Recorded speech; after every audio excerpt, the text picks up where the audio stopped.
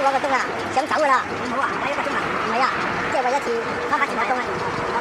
佢要慢慢將嗰個喺樹嗰度將嗰啲蟲嚟啊，即係將即係而家第一隻係白色嘅，第二隻係啡色嘅，即係條蜘蛛嗰啲蟲。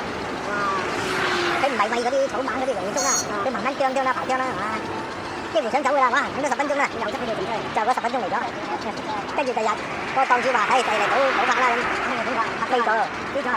哦，嚇，第日補發嘅飛咗，得啊，真係得啊！